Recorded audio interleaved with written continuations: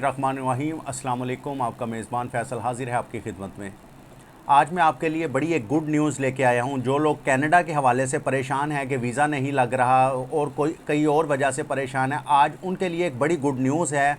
सबसे पहले तो मैं आपको बताता चलूँ कि न्यू ईयर नाइट आ रही है, जिस पे लोगों के बड़ी स्पीड से वीज़े लगते हैं, और मैं उसका आपको आगे चल के तरीका भी बताऊँगा। उसके अलावा दूसरी बात आपको बताऊँ कि जो कनाडा के इंडिया के साथ तनाज़ात चल रहे थे, वो कत्ल की वजह से वो शिद्दत इख्तियार कर गए हैं, जिसकी वजह से उन्होंने जो इंडिया का सफ़ीर है उसको भी निकाल दिया है कनाडा से, जिसकी वजह से उस अपॉर्चुनिटी को पाकिस्तानी जो हैं वो अब इसको पहले इंडिया का जो वीज़े थे वो पाकिस्तान से ज़्यादा लग रहे थे, लेकिन इस तनाज़ात का अब ये फ़ायदा होगा, ये वीज़े पाकिस्तान को दिए, क्योंकि उनका एक कोटा होता है मखसूस, उन्होंने वो वीज़े देने होते हैं, वो पाकिस्तानियों को अब वीज़े मिलेंगे। आपको मैं सबसे पहली बात बताता हूँ कि जो न्यू ईयर नाइट आ रही है, आप उस पर डिफरेंट चीज़ें ऐसी देखें जिसमें आपको लगे कि वहाँ पे जाने के लिए वीज़े में आसानी हो सकती है। आप उन चीज़ों को चूज़ करें और उसके ऊपर आप अपना वीज़ा अप्लाई कर सकते हैं।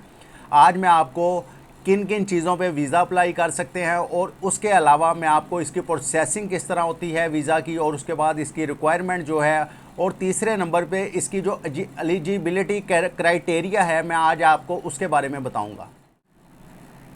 सबसे पहले आपसे मेरी रिक्वेस्ट है कि मेरे चैनल को सब्सक्राइब कर दें और बेल आइकन पर क्लिक। बायोमेट्रिक का इशू आ रहा था, वो भी इंशाल्लाह अक्टूबर में इनका ख़त्म हो जाएगा। जिनके वीज़े प्रोसेस में पड़े हुए हैं लेकिन बायोमेट्रिक की वजह से रुके हुए हैं, उनको भी अक्टूबर में उनके वीज़े मिल जाएंगे। लेकिन मैं आपको इससे बाद एक बात बताता चलता हूँ कि आपने जो विज़िट वीज़ा अपना अप्लाई करना है, आप इसको 10 से 15 दिन के अंदर अपनी प्रोसेसिंग स्टार्ट करवा दें, क्योंकि ये नेक्स्ट मंथ जो 25 डेट है, 25 अक्टूबर, जो 25 अक्टूबर है, 25 अक्टूबर से पहले पहले आपने इस वीज़े को अप्लाई करना है। 25 के बाद ये जो गवर्नमेंट है कनाडा की, वो वीज़ा नहीं देगी, इसलिए आप 25 से पहले इसको प्रोसेसिंग इसकी स्टार्ट पहले जो है आपको विज़िट वीज़ा के बारे में बताऊंगा कि विज़िट वीज़ा किस तरह आपने लगवाना है, इसकी प्रोसेसिंग बताऊंगा। उसके बाद इसको कन्वर्ट कैसे आपने वर्क परमिट में करना है। सबसे पहले मैं आपको ये विज़िट वीज़ा है, इसमें भी कैटेगरीज़ हैं, डिफरेंट कैटेगरीज़ हैं, जैसा कि फैमिली विज़िट वीज़ा है, कोई स्पोर्ट्स वहाँ पे चल रहा है उसके लिए आप विज़िट वीज़ा ले सकते हैं। टूरिज़म के लिए आप फैमिली के साथ जा रहे हैं, सैर करने जा रहे हैं, किसी भी तरह आप वीज़ा, इसकी कैटेगरीज़ हैं, आप इस तरह इस वीज़े को ले सकते हैं। बेसिकली जो विज़िट वीज़ा है इसको TRA कहते हैं, जैसा कि टेम्परेरी रेजिडेंस वीज़ा, इसको TRA विज़िट वीज़ा को कहते हैं। ज़्यादातर बेनिफिट सबसे ज़्यादा उनको मिलते हैं जिनकी कोई फैमिली मेम्बर्स वहाँ पे हैं, वो उनको स्पॉन्सर कर सकते हैं। जब उनको स्पॉन्सर करते हैं तो वो ये पाकिस्तान से, लेकिन इसके लिए एक चीज़ को याद रखें कि इसमें ब्लड रिलेशन बड़ा ज़रूरी है। कोई फ्रेंड को नहीं अपने स्पॉन्सर कर सकता है, किसी और को नहीं कर सकता। इसमें माँ बाप और इसी तरह बहन भाई, और अगर हस्बैंड गया हुआ है तो अपने बच्चों और अपनी वाइफ को बुला सकता है। सवाल कर रहे थे कि विज़िट वीज़ा कितने अरसे के लिए होता है। ये मैक्सिमम 10 साल के लिए होता है, और दूसरी साइड पे या आपका पासपोर्ट जब तक एक्सपायर नहीं होगा ये तब तक चलेगा। इसीलिए मैं दोस्तों को मशवरा देता हूँ कि आप लोग जो अपना पासपोर्ट है उसको रीन्यू करवा लें, ताकि वो 10 साल की मियाद मिल जाती है तो वो अर्सा आपके पास होता है। इसके लिए आपको 6 मंथ बाद वापसी एक चक्कर लगा के फिर आप जब मर्ज़ी जा सकते हैं, लेकिन आप 10 साल में जब मर्ज़ी ट्रैवल कर सकते हैं इस वीज़े। एप्लीकेशन फ़ीस है वो 100 कैनेडियन डॉलर है, और इसी तरह इसकी बायोमेट्रिक जो है वो 85 कैनेडियन डॉलर इसकी बायोमेट्रिक फ़ीस है। तो आपने दोनों फ़ीस इकट्ठी जमा करवानी होती है। आप जब अपनी एप्लीकेशन सबमिट करवा देंगे तो वेरी नेक्स्ट डे आपको इनकी तरफ से मेल आ जाएगी, तो आपने अपनी बायोमेट्रिक करवानी होती है, जिसकी फ़ीस आपको पहले जमा करवानी होती है। इतनी रिसर्च होती है, मैं कोशिश करता हूँ कि रेलिवेंट लोगों से लूँ। दूसरे नंबर पे IRCC की जो वेबसाइट है कनाडा की, मैंने वहाँ से सारी चीज़ें ली हैं, और मैं आज आपको इसका प्रोसेसिंग का तरीका भी बताऊँगा कि आपने प्रोसेसिंग इसकी किस तरह स्टार्ट करनी है। इसी तरह सबसे पहले मैं आपको बताता चलूँ कि आपको पासपोर्ट की ज़रूरत होती है, और पासपोर्ट जैसे कि मैंने पीछे भी आपको बताया है कि आपने पासपोर्ट को रीन्यू करवाना है, आपके पास उसकी मियाद 10 साल तक की होनी चाहिए। पर पे आपको जिस चीज़ की ज़रूरत होती है वो इनविटेशन लेटर होता है, कि वहाँ पे आपका कोई फैमिली मेम्बर है वो आपको इनविटेशन लेटर भेजेगा, तो उस लेटर का नोटराइज विद रेड सील, आपने इस चीज़ को जहन में रखना है। जो भी वहाँ से आपको फैमिली का मेम्बर आपको लेटर भेजे, इनविटेशन लेटर भेजे, आपने उसको कहना है कि इसे नोटराइज विद रेड सील। 2 तरह के होते हैं, एक तो वो खुद कंपोज करके आपको लेटर भेज देते हैं, दूसरे नंबर पे आपको एक एडवोकेट जो है हायर करना पड़ता है वहाँ पे, जिसकी कुछ फ़ीस होती है। वो फ़ीस से बचने के लिए लोग ये जो मैंने जैसे आपको बताया कि नोटराइज विद रेड सील के आप जो है कोई एडवोकेट हायर कर लें, तो उसका फ़ायदा ये होगा कि आपको जो बंदा आपको वहाँ से स्पॉन्सर करेगा वो हर तरह का वादा करेगा कि इस जो बात मैं कह रहा हूँ वो हक और सच की बात है।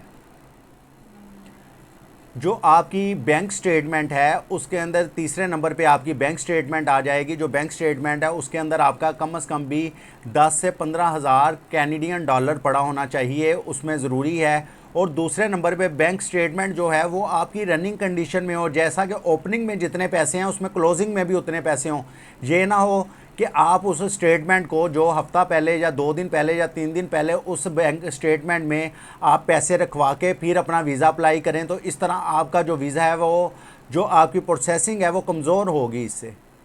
और आपको बर्थ सर्टिफिकेट की ज़रूरत है जो आपके पास नादरा का होना चाहिए। उसी तरह आपको मैरिज सर्टिफिकेट की ज़रूरत होती है, मैरिज सर्टिफिकेट भी आपका जो नादरा का होना चाहिए। और उस तीसरे नंबर पे आपका FRC आ जाता है कि आपके बहनें भाई माँ बाप सारा आपके पास उसमें डिटेल होती है जो आपको देना ज़रूरी होती है। जैसा कि मैंने पीछे आपको बताया कि इनकी IRCC जो वेबसाइट है, मैंने जहाँ से आपको बता रहा हूँ, आपको उसमें आपसे हर तरह का डेटा मांगा जाएगा जो अब जिसे पाकिस्तानी FRC कहा जाता है। आपने वो डेटा FRC के थ्रू देना है। इसके बाद आपके एसेट्स हैं कि आपके एसेट्स पूछे जाएंगे कि आपके पास पाकिस्तान में अगर आप रहते हैं आपके पास एसेट्स क्या क्या हैं, तो आपने अपने एसेट्स बताने हैं कि आपकी प्रॉपर्टीज़ कहाँ कहाँ पे हैं, कौन सी हैं। आपके पास लैंड ओनरशिप होनी ज़रूरी है। आपने वो लैंड ओनरशिप के जो डॉक्यूमेंट्स हैं वो भी एम्बेसी को देने हैं, इसी प्रोसेसिंग में आपने लगाने हैं। और उसमें आपने बाकायदा ये चीज़ बतानी है कि मेरे पास इतनी प्रॉपर्टी या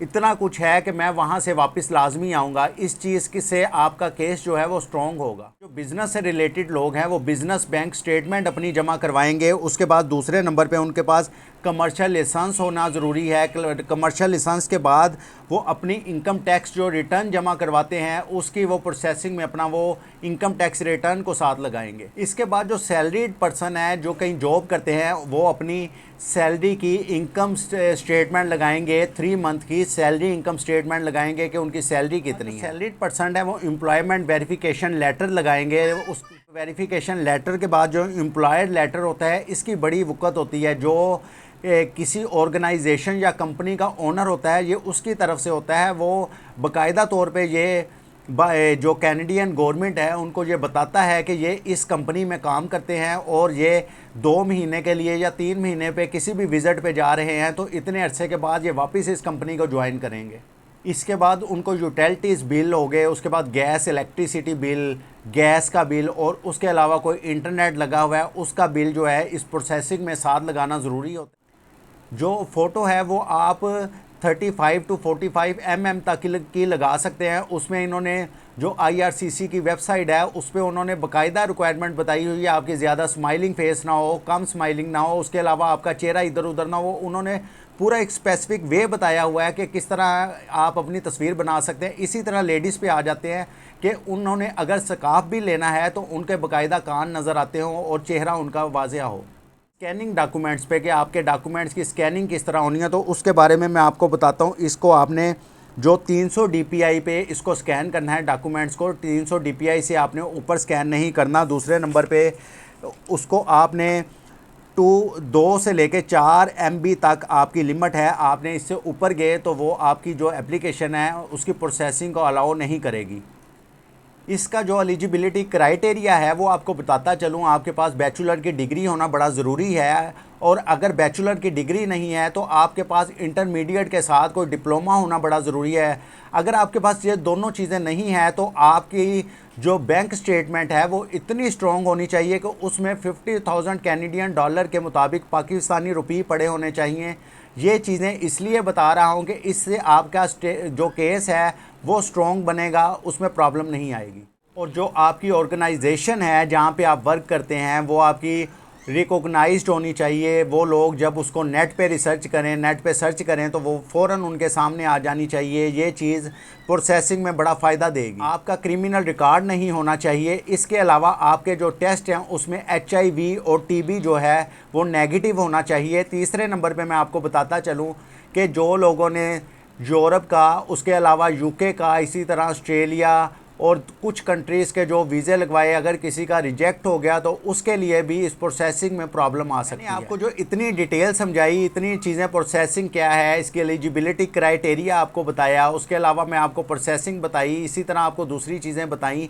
बताने का मकसद सिर्फ ये है कि आगे न्यू ईयर नाइट की वजह से आप लोगों ने, जिन्होंने अपने वीज़े लगवाने हैं, वो अपनी ये चीज़ें मुकम्मल कर लें और उसके बाद अपने वीज़ा जो अपनी एप्लीकेशन है उसको सबमिट करवा दें। इंशाल्लाह पूरी उम्मीद है कि आपका वीज़ा लग जाएगा। जो इतनी मेहनत होती है, मैंने इसके पीछे काफ़ी रिसर्च की होती है, काफ़ी लोगों से मैंने इसके लिए डिस्कस की होती है और वेबसाइट्स देखता हूँ, इसको पूरा मैं एक स्टडी करता हूँ, उसके बाद ये मालूमात आप लोगों तक पहुँचाता हूँ, आपको बताता हूँ।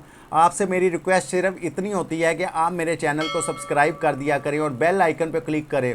और दूसरे नंबर पे मेरी रिक्वेस्ट ये होती है कि इसको शेयर कर दिया करें, किसी और तक चले जाए, किसी और को इसका फ़ायदा हो जाए।